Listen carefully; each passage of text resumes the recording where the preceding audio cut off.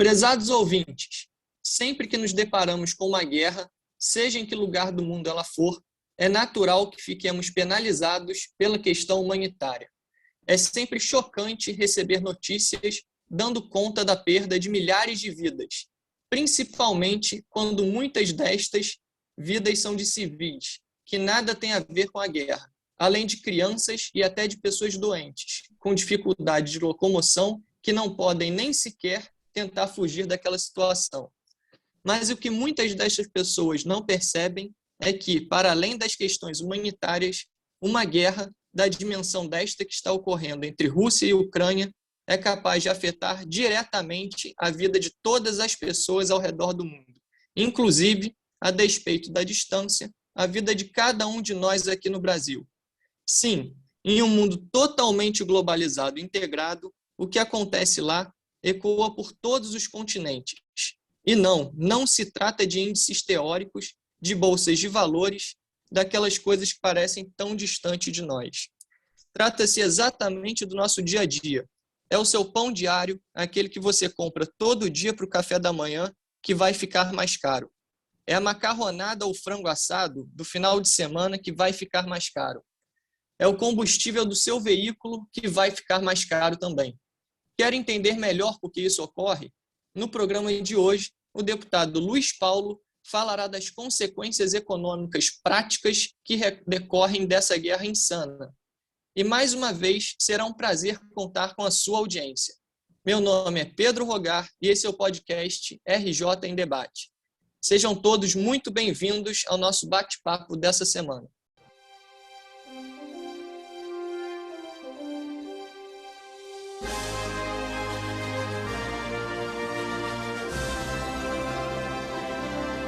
Deputado Luiz Paulo, bom dia.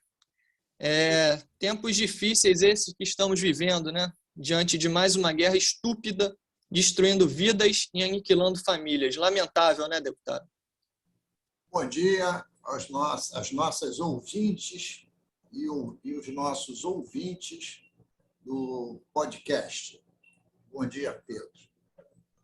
Realmente, quando Putin determina que as forças militares russas promovam a invasão da Ucrânia,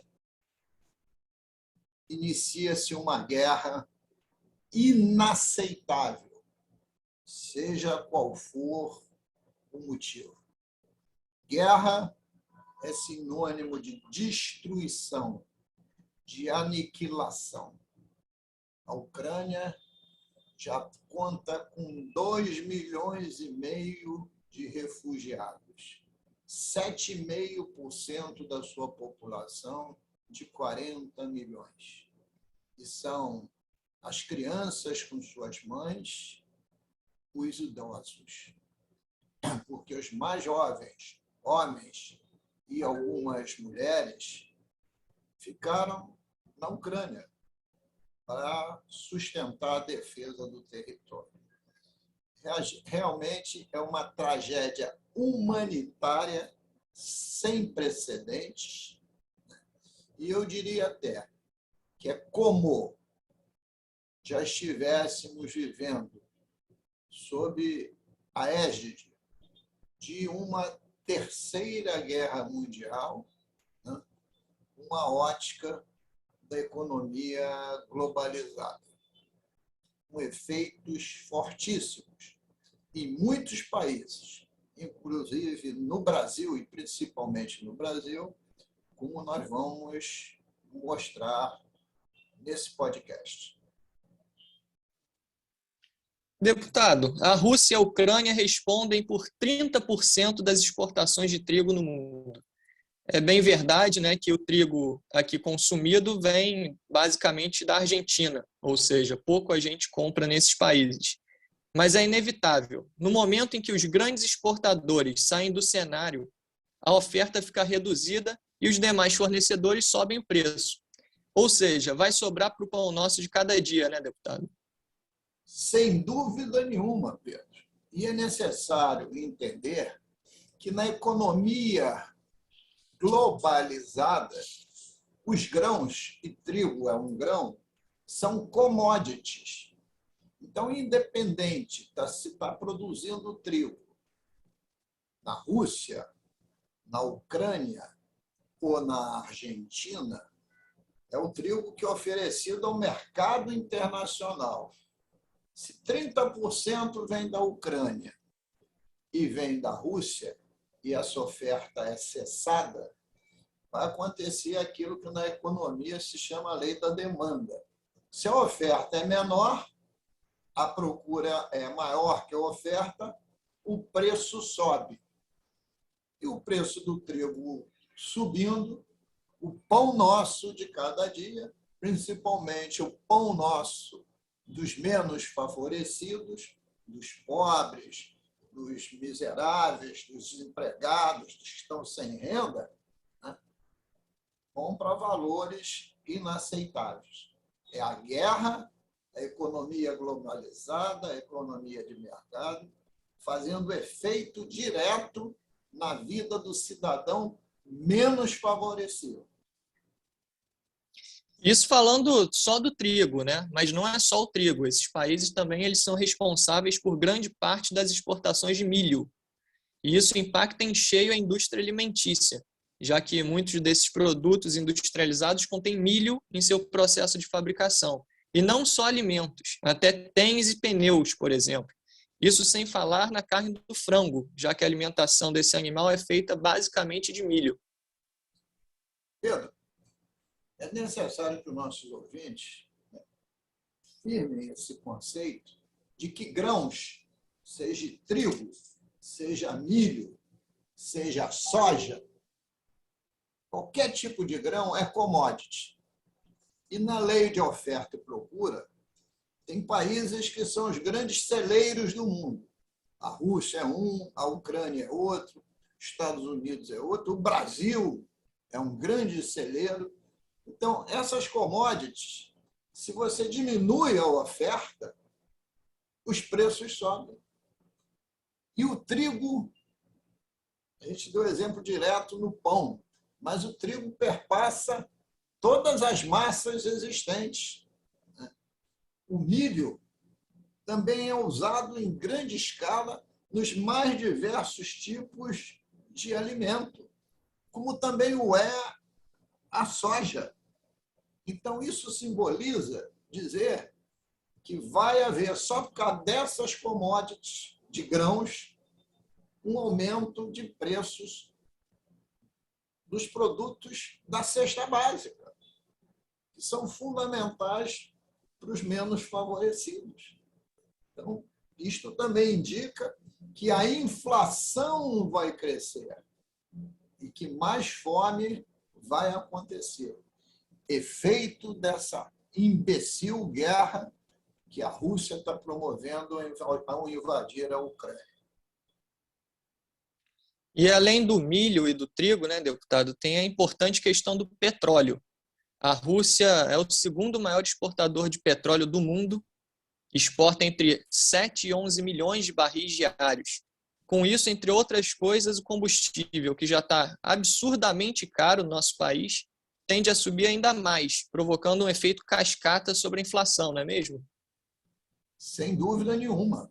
O combustível é um dos produtos que tem efeito direto em todos os preços, porque promove energia e promove o transporte. Se o preço do combustível cresce, vai crescer o preço dos transportes. E crescendo o preço dos transportes, todos os produtos crescem juntos. E aí, quando eu falo transporte, eu falo da maneira geral. Tanto faz o transporte de passageiros, porque o combustível afeta o preço da passagem do transporte de passageiro, mas afeta também, via o diesel, o preço da logística de transporte de carga. Então, veja como é que o combustível afeta tudo. E com o aumento desse preço, quem ganha? Os acionistas da Petrobras, aqui no Brasil e seus diretores. E quem paga essa conta? A população menos favorecida, porque sobe preço amplo, geral e irrestrito. Aquele que tem a moto para fazer a entrega, aquele que tem seu carro para prestar o seu serviço, o carpinteiro, o marceneiro, o motoboy, o motorista de Uber, todo mundo recebe um choque de aumentos gerais. E, evidentemente, quando os preços sobem, se não há poder aquisitivo suficiente para isso, isso também insere, faz subir a inflação e gerar mais desemprego e mais miséria e mais fome. Mas, deputado, mesmo diante desse enorme risco de um profundo colapso econômico global, nos parece que algumas lideranças mundiais e muitos líderes políticos do país não dão a devida importância ao tema. É como se tudo isso não nos afetasse, é como se nós estivéssemos à margem, passássemos à margem disso. O senhor acha que está faltando uma posição mais firme das nossas lideranças políticas? Ô Pedro, eu não tenho dúvida nenhuma. Eu acho que a batalha humanitária vai muito mal no Brasil, porque, principalmente as lideranças políticas, com as exceções, e tem exceções, mas as principais lideranças políticas do nosso país estão se omitindo em relação ao efeito devastador da invasão das tropas russas à Ucrânia. Devastador pela questão humanitária local e devastador também porque, em função das medidas de represália, a economia mundial será duramente atingida. Eu queria lembrar que essa economia de mercado cruel que domina o mundo hoje é ditada por 3 grandes impérios econômicos e bélicos, que é formado pela Rússia, pelos Estados Unidos e pela China. E esse confronto, que tem o viés desumano, está nos levando a uma situação de um imenso impasse. Então, o que caberia aos nossos políticos? Palavras, gestos e ações. E por que isso não está acontecendo? Estamos no mês de março de 2022. Tudo isso seria inadmissível. Mas março de 2022 é o início de um processo eleitoral. E forças antagônicas se omitem, porque aqueles que se dizem líderes políticos de direita não deixam de ter alguma afeição à forma do Putin governar. E é interessante, né? Porque esses líderes extremistas de direitas admiram o Putin. Aí você vai para a esquerda, mais radical, essa esquerda mais radical também não fala nada, porque o Putin é o líder máximo da Rússia, e a Rússia foi o carro-chefe da União das Repúblicas Socialistas Soviéticas. Só que tem que o Putin, possivelmente, nunca leu a orelha de um livro do Marx. O Putin não é um gestor humanitário. Então, não pode ser um gestor da compreensão social-democrata, um gestor de esquerda. Então, são os dois extremos se omitindo e se enganando para não entrar no que eles devem estar achando essa bola dividida. e os efeitos caem na nossa cabeça. Por isso que a gente tem um dever cívico e humanitário de falar sobre esse tema e alertar. Alertar para dizer todos os dias, quantas vezes for possível, que guerra não se justifica sob enfoque nenhum. Nada justifica a guerra. Principalmente quando um país, como a Rússia, invade outro país vizinho à Ucrânia. Pedro, muitos falam assim, está invadindo, está desrespeitando a soberania. Mas o que é soberania? Soberania vem da palavra soberano. Soberano vem da época dos impérios. Soberano era o imperador, o dono do poder. E o que nos trouxe a democracia? A democracia trouxe a palavra soberania, né, para o povo, que é o titular da soberania. E o que é que a gente está vendo na Rússia?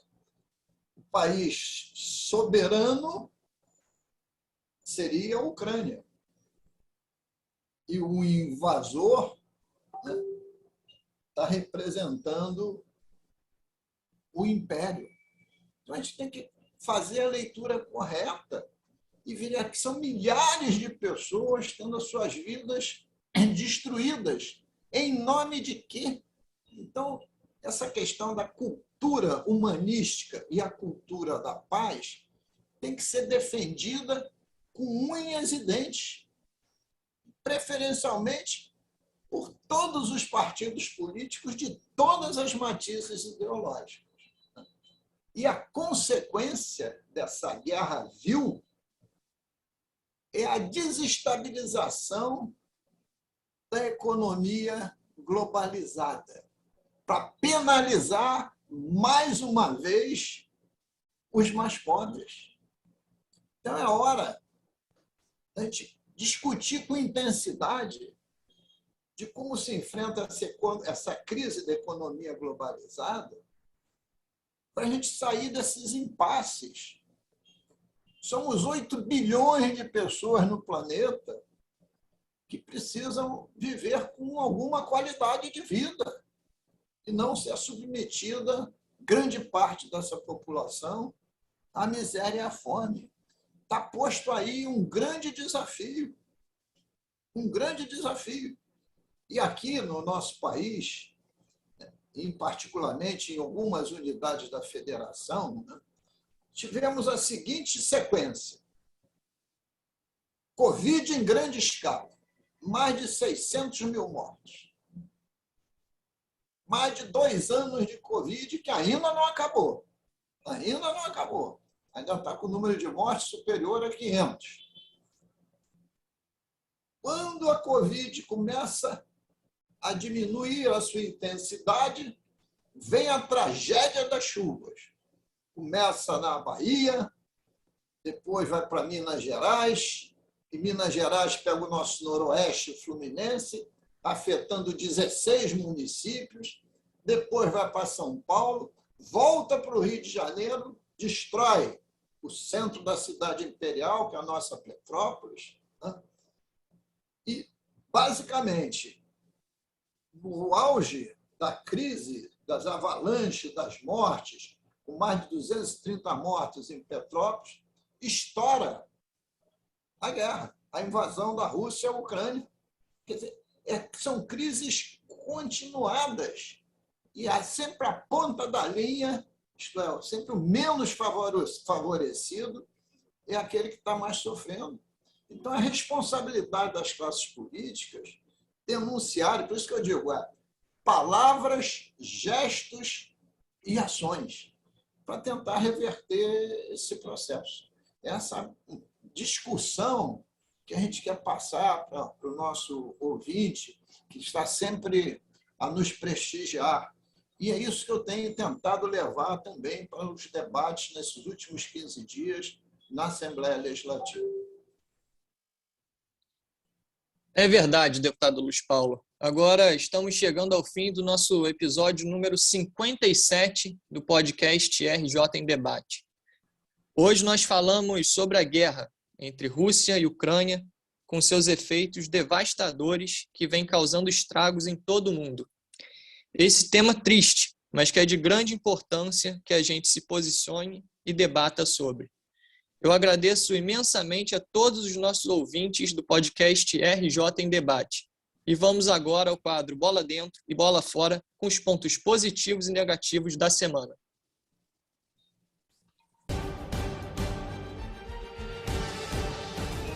A Bola Dentro de hoje vai para as sucessivas campanhas de prevenção que são realizadas sempre mensalmente e recebem sempre uma cor. Por exemplo, tivemos a campanha do Outubro Rosa, que foi de prevenção do câncer de mama. Tivemos o Novembro Azul, que foi de prevenção ao câncer de próstata. E agora, em março, nós temos a campanha do Azul Marinho, que nos alerta sobre a prevenção do câncer coloretal, que é o câncer de intestino. E essas campanhas são importantes porque o câncer é muito comum no ser humano, é uma das 3 doenças, junto com os problemas cardíacos e acidentes de trânsito, que mais matam na nossa sociedade. Mas eu queria fazer também menção às campanhas humanísticas, às campanhas de solidariedade. Tivemos aqui o evento trágico, mais de 230 mortes, pelo desmoronamento de solos e rochas nas encostas do centro de Petrópolis e o extravasamento dos rios, uma tragédia sem precedentes. E o volume de doações que chegou àquele nosso município da região serrana foi muito, muito grande. Então, esse lado das campanhas humanísticas realmente é muito importante. Eu tive em Petrópolis, na última sexta-feira, reunião com prefeitos e secretários, para discutir um pouco sobre a recuperação econômica de Petrópolis, o que fazer. E, descendo a serra, depois de estar tão doído com a tragédia, a gente verificou que as quaresmeiras estão todas em flor. Lembrando que nós estamos na quaresma. E a CNBB escolheu esse ano, exatamente na quaresma, como sempre, CNBB é a Conferência Nacional dos Bispos do Brasil, para lançar a campanha da fraternidade com o tema educação. Então, eu acho que a gente tem que dar como relevância essa questão das campanhas de solidariedade, né? E na educação, destacar que a educação ideal é aquela que sempre coloca em pauta os valores humanísticos. A bola fora de hoje vai para a violência nas competições futebolísticas, quer seja dentro dos estádios ou fora dos estádios. Dou 3 grandes exemplos. O Palmeiras disputou a final de um campeonato mundial de clubes, fora do Brasil, contra um time inglês. E muitos torcedores se aglomeraram em torno do estádio para assistir o jogo juntos. Todos palmeirenses. A briga foi imensa, acabando com morte. Teve a partida entre Cruzeiro, Atlético Mineiro e Minas Gerais.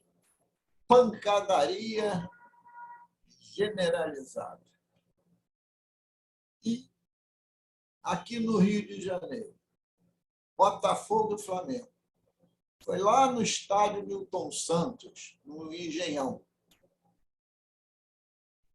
E a briga marcada entre as torcidas foi na divisa dos bairros do Flamengo e Botafogo, aqui na Zona Sul. E as cenas que apareceram na televisão foi um cidadão desmaiado, tomando chutes, pontapés, pauladas de mais de 15 pessoas. Isso é inaceitável. Isso é desumano. Tem que haver não somente punição aos clubes em relação a esses comportamentos, a faixas dentro dos estádios. Essas questões são de crime, atentado contra a vida. E, às vezes, não é mais nem atentado, é ter tirado a vida de outro.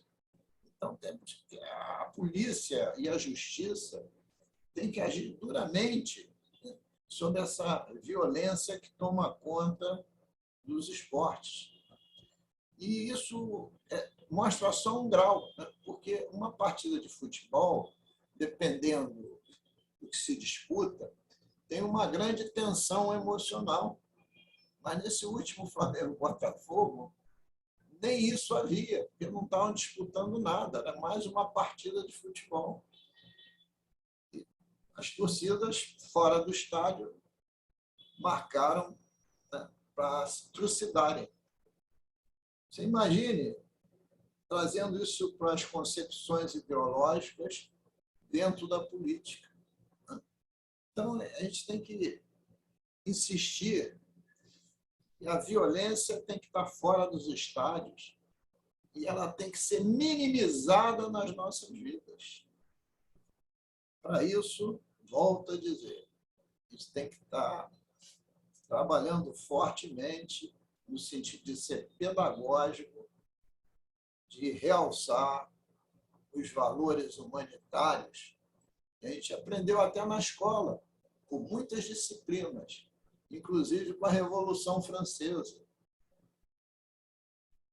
Liberdade, igualdade e fraternidade.